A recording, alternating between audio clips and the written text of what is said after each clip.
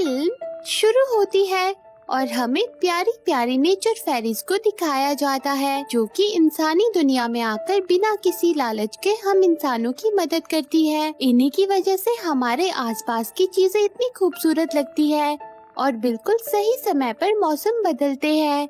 और इन फेरीज को हम तक पहुंचाने में सबसे बड़ा हाथ इस चमचमाती हुई पिक्सी डस्ट का है, जिसकी वजह से सारी फेरीज उड़ पाती है। इसीलिए फेरीज के वर्ड पिक्सी हॉलो में पिक्सी डस्ट का खास ख्याल रखा जाता है और पिक्सी डस्ट की छोटी छोटी पोटलियां बनाकर रोज हर एक फेरी को दी जाती है ताकि वो सब आसानी से उड़ सके और अपना काम कर सके। पर दोस्तों, अब मैं आपको एक स्पेशल फेरी से मिलवाती हूँ जो कि है हमारी प्यारी टिंकर बेल। ये एक टिंकर फेरी है।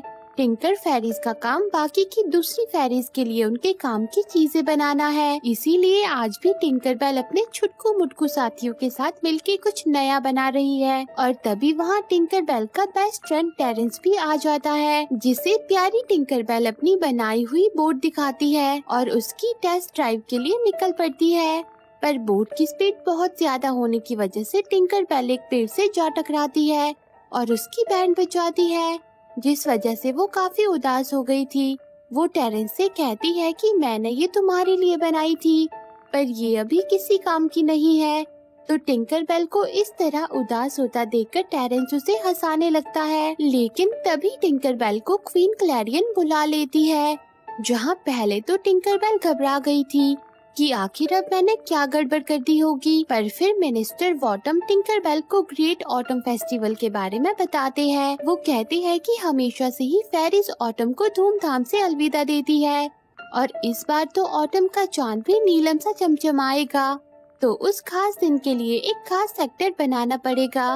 वो टिंकर बेल को सेक्टर्स का महल दिखाते हैं जहाँ वो सारे सेक्टर्स रखे हुए थे जो हर साल कोई ना कोई फेरी बनाती है। वो टिंकर बेल से कहते हैं कि इस साल सेक्टर बनाने की बारी टिंकर फेरीज की है और फेरी मैरी ने इसके लिए तुम्हें चुना है। फेरी मैरी टिंकर फेरीज की लीडर है। वॉटम टिंकर बेल को बताते हैं कि जब तुम बनाए गए सेक्टर के ऊपर मून स्टोन रखोगी तो नीलम के चांद के चमकने पर उसकी रोशनी मून स्टोन से टकराएगी, जिससे ब्लू पिक्सी डस्ट पैदा होगी। ब्लू पिक्सी डस्ट के वृक्ष को जिंदा रखती है।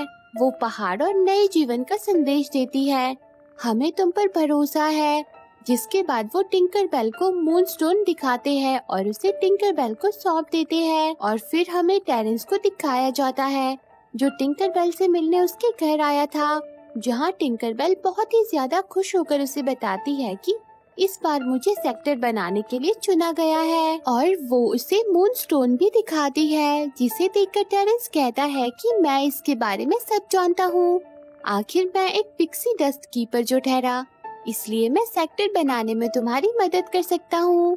ये सुन के टिंकर बेल काफी खुश हो जाती है और फिर अगले दिन सुबह होते ही टेरेंस टिंकर बेल के घर पहुँच जाता है और वो दोनों अपने काम में लग जाते हैं, जिसमें पहले तो कुछ दिन वो दोनों मिलजुल के काम करते हैं, लेकिन फिर जैसे जैसे दिन बीतते जाते हैं वैसे वैसे टिंकर बेल को टेरेंस के काम से डिस्टरबेंस होने लगती है और टिंकर बेल टेरेंस की हर चीज से चिढ़ने लगती है। इसलिए अब टिंकर बेल टेरेंस को एक नुकीली चीज लाने के लिए भेज देती है और अपना सेक्टर बना के तैयार कर देती है। वहीं अब टेरेंस भी एक स्टॉप वॉच कंपास लेकर वापस आता है, जिसे देखकर टिंकर बेल उससे कहती है कि ये तो नुकीली चीज नहीं है।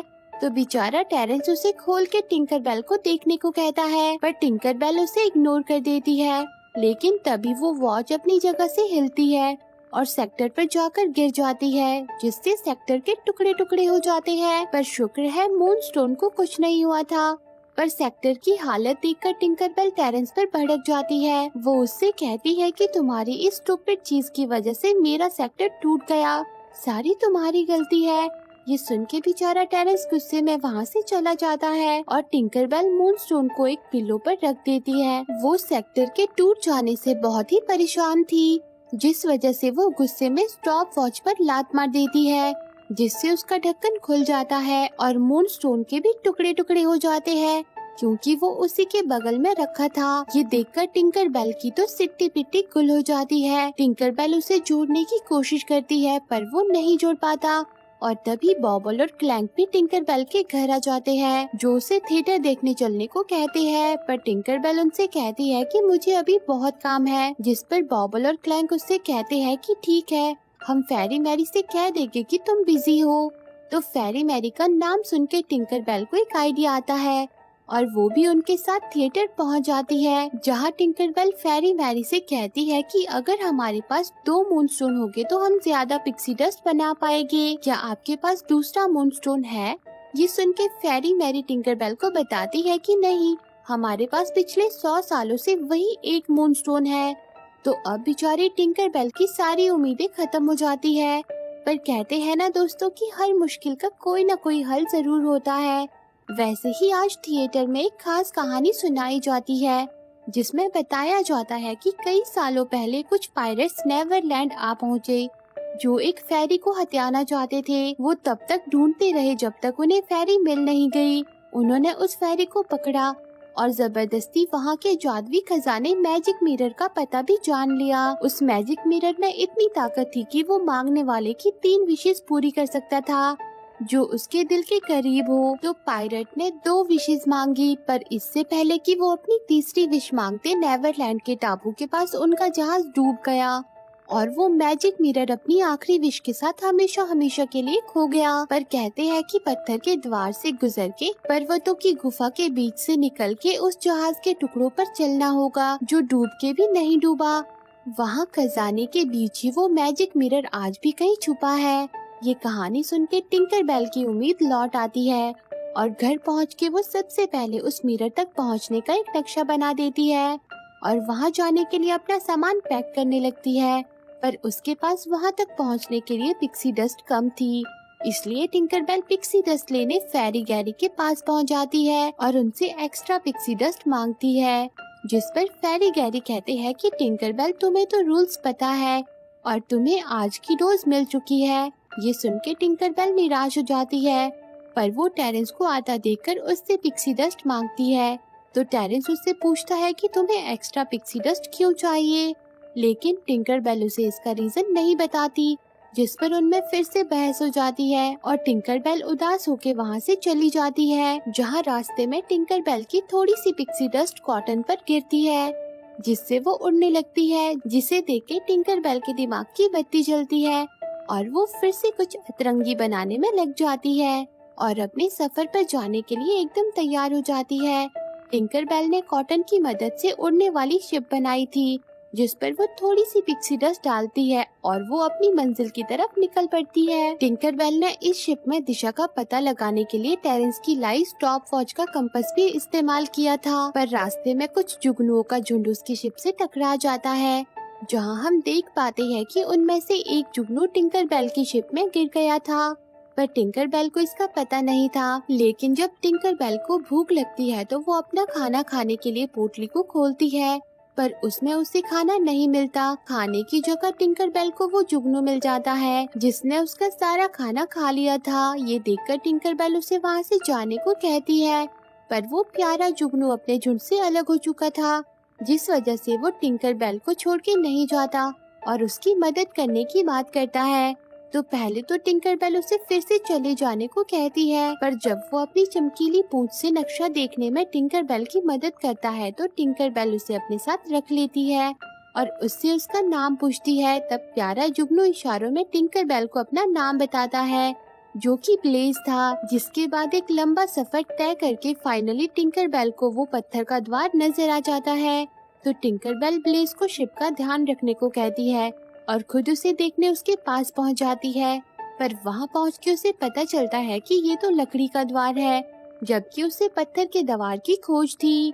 और वही हवा की वजह से टिंकर बेल की शिप हवा में उड़ जाती है, जिसके बारे में ब्लेज जल्दी से टिंकर बेल को बताता है, जिसे सुन के टिंकर बेल ब्लेज के साथ अपनी शिप को ढूंढने निकल पड़ती है। पर हवा बहुत तेज थी, जिसकी वजह से टिंकर बेल पेड़ से टकरा जाती है और बेहोश हो जाती है। और जब उसे होश आता है तो वो प्यारे ब्लेज को गले लगा लेती है। वो ब्लेज से कहती है कि मैंने सब खो दिया और अब मुझे भूख भी लग रही है।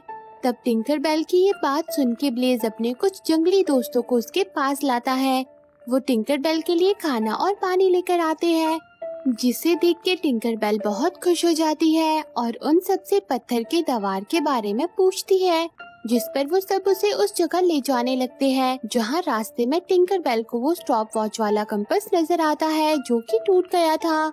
पर उसमें से वॉच की नुकीली सुई बाहर आई हुई थी, जिसे देखकर टिंकरबेल को समझ आता है कि उस दिन टेरेंस मेरे लिए एक नुकीली चीज लाया था, पर मैंने ही उसकी बात नहीं मानी। वो उस नुकीली सुई को अपने पास रख लेती है और फाइनली पत्थरों के दीवार के पास पहुंच जाती है, जिसके लिए टिंकरबेल उन सभी नन्हे जानवरों का धन्यवाद करती है। और वहीं दूसरी तरफ बेचारा टेरेंस टिंकरबेल से बात ना करके उदास था, इसलिए वो उससे बात करने उसके घर पहुँच जाता है, जहाँ उसे टिंकरबेल तो नहीं मिलती। पर अब टेरेंस ये जान गया था कि मूनस्टोन टूट चुका है, क्योंकि उसे वहाँ उसके टुकड़े मिलते हैं।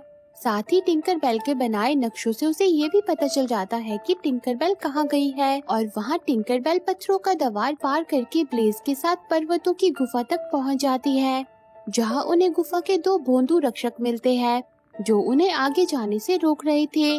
पर वो दोनों इतने बेवकूफ थे कि वो आपस में ही लड़ पड़ते हैं, जिसका फायदा उठाकर टिंकरबेल और ब्लेज उस गुफा के पार चले जाते हैं और समुद्र के किनारे से होते हुए फाइनली उस टूटे हुए जहाज के पास पहुंच जाते हैं, जिसे देख के वो दोनों ही बहुत खुश थे। वो दोनों जल्दी से उस जहाज के अंदर आ जाते हैं, जहां बहुत ही ज्यादा अंधेरा था, पर टिंकरबेल के पास ब्लेज है। वो उसकी लाइट का इस्तेमाल करती है और जहाज के टुकड़ों पर चल के खजाने तक पहुँच जाती है। वहाँ वो खजाने की पोटली को उस वॉच की नुकीली सुई से खोल देती है, जिसके अंदर से बहुत सारा खजाना बाहर आता है, जिनमें से एक मैजिक मिरर भी था। उसके मिलते ही टिंकरबेल जल्दी से उससे अपनी विश मांगने लगती है, पर तभी ब्लेज उसे डिस्टर्ब कर देता है और गलती से टिंकरबेल के मुंह से निकल जाता है कि ब्लेज आई विश कि तुम थोड़ी देर चुप रहते। और उसके बोलते ही ब्लेज चुप हो जाता है और टिंकरबेल ब्लेज पर भड़क जाती है। वो ब्लेज से कहती है कि ये तुमने क्या किया, ये मेरा आखिरी मौका था, ये सब तुम्हारी गलती है। पर आज ऐसा कहते ही टिंकरबेल को टेरेंस की याद आती है। उसे याद आता है कि उस दिन मैंने टेरेंस से भी ऐसा ही कहा था, जिस वजह से वो मुझसे दूर हो गया। टिंकरबेल कहती है कि काश टेरेंस यहाँ होता, और तभी सच में टेरेंस वहाँ आ जाता है, जिसे देखते ही टिंकरबेल उसे गले लगा लेती है और उससे माफी मांगती है और टेरेंस को ब्लेज से मिलवाती है। टेरेंस टिंकरबेल को बताता है कि मुझे रास्ते में आते हुए तुम्हारी फ्लाइंग शिप मिली, जिसकी मदद से मैं तुम तक पहुंच पाया। जिसके बाद वो तीनों उस शिप पर सवार होकर वापस पिक्सी हॉलो के लिए निकल पड़ते हैं। पर टिंकरबेल अभी भी बहुत उदास थी। वो टेरेंस से कहती है कि हमारे पास मूनस्टोन अभी भी नहीं है। तब टेरेंस टिंकरबेल को उसका टूटा हुआ सेक्टर देता है जो वो अपने साथ लाया था, और तभी मैजिक मिरर में लगा हीरा ब्लेज की रोशनी को रिफ्लेक्ट करता है, जिसे देखकर टिंकरबेल के दिमाग में एक आइडिया आता है। टिंकरबेल टेरेंस से कहती है कि क्या तुम मेरी मदद करोगे, जिसके बाद वो तीनों मिलकर फिर से सेक्टर बनाने में लग जाते हैं। और वहीं पिक्सी हॉलो में भी ऑटम फेस्टिवल की पूरी तैयारियां हो चुकी थी और थोड़ी ही देर में चांद भी निकलने वाला था।